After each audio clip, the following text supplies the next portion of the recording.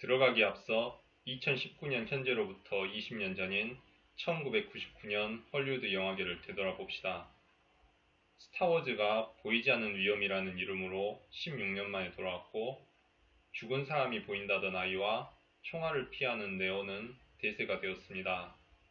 6만 달러라는 초저예산으로 깜짝 흥행을 거둔 블레어 위치는 파운드 푸티지 호러의 조상님이 되었습니다. 존 말코비치 대기와 파이트 클럽은 개봉 당시에는 크게 흥행하지 못했지만 이후에는 컬트적인 인기를 얻고 있고요. 분명 1999년은 영화사에 있어 최고의 해 중 하나로 꼽을 수 있습니다. 1999년에는 헐리우드 청춘물 역시 많이 쏟아져 나왔습니다. 정확히 말하면 1990년대 중후반에 전성기가 다시 찾아왔습니다. 1995년 플로리스부터 2004년 민걸스까지 많은 작품들이 인기를 얻었죠. 과거 존 휴즈 감독과 브래드 팩 멤버들을 위시로 한 1980년대의 전성기 못지않았습니다. 2000년대 중후반에 들어서는 몇몇 작품들을 제외하면 힘이 빠지기 시작했고, 2010년대 중반부터는 영화관 대신에 넷플릭스로 가는 작품들이 늘었습니다. 25사르 키스는 1999년에 개봉한 청춘물 중 하나입니다. 같은 해에 등장했던 비슷한 부류의 작품으로는 She's All That, 사랑보다 아름다운 유혹, 내가 널 사랑할 수 없는 10가지 이유가 있습니다. 이 작품들은 모두 고전 문학을 현대식으로 각색한 작품들이죠. 제인 오스틴의 소설 엠마를 각색했던 클로리스를 필두로 시작된 유행이었습니다. 바즈 루어만 감독의 로미오와 줄리엣은 셰익스피어가 쓴 대사를 현대 배경에 그대로 옮겨놓은 것 때문에 까이기는 했지만 레오나르도 디카프리오 덕에 인기를 얻었죠. 25살 키스와 같은 해에 나왔던 She's All That은 조지 버나드 쇼 피그말리온을, 사랑보다 아름다운 유혹은 쇼데르로드 라클로의 위험한 관계를, 내가 널 사랑할 수 없는 10가지 이유는 셰익스피어의 말괄량이 길들이기를 각색했습니다. 25사르 키스는 특정 작품을 직접적으로 각색한 작품은 아닙니다. 하지만 작중에서 셰익스피어와 그 작품이 언급되고 있죠. 작중 영문학 교사인 샘 콜슨이 가르치는 셰익스피어 희곡은 뜻대로 하세요로 해당 희곡의 주인공인 로잘린드와 올랜도 역시 직접적으로 언급됩니다. 뜻대로 하세요에서 로잘린드는 남장을 해서 올랜도에게 접근하였고, 우여곡절 끝에 로잘린드와 올랜도가 커플이 됩니다. 한편 드루 베리모어가 맡은 역인 조시 갤러는 학교에 잡입 취재를 하러 갔다가 프롬파티에서 로잘린드로 분장하기에 이릅니다.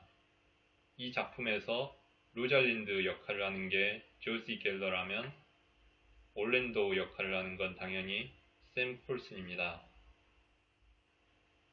작품 자체는 흔한 헐리우드 청춘물을 벗어나지 않습니다. 시카고 선타임즈 카피 에디터인 조시 갤러는 고등학교 시절의 왕따였습니다. 원제 네버 빈 키스드처럼 키스조차 해본 적이 없었죠.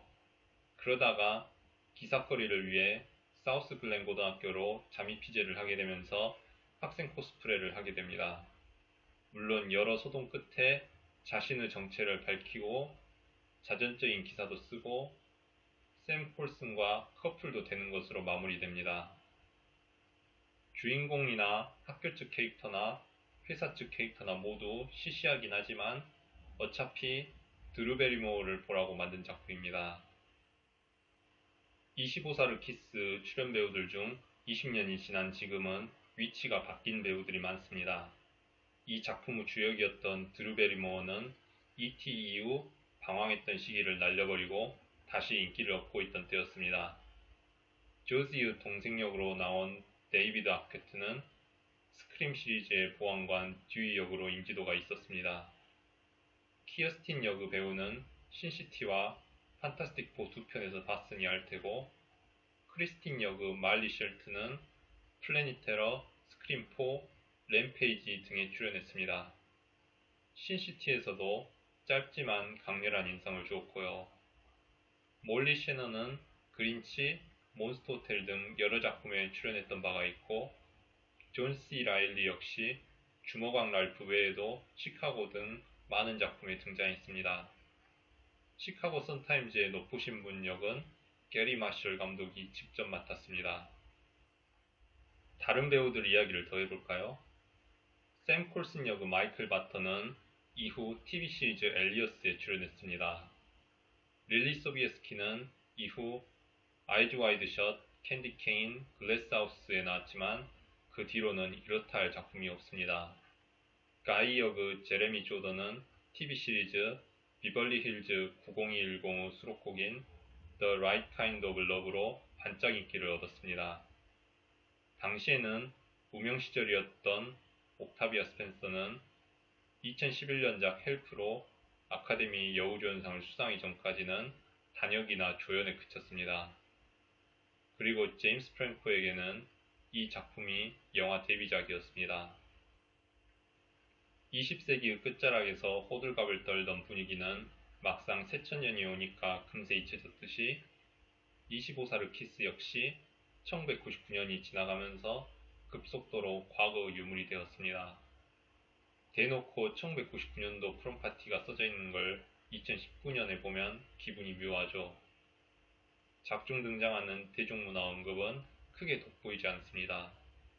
주인공 이름을 가지고 조지 앤 더 푸시캣 애니메이션을 언급하고 데이비드 아케트가 리스키 비즈니스 톰 크루즈가 입었던 복장을 따라해보지만 해당 작품을 모르는 사람에게는 이해가 안 될 뿐입니다.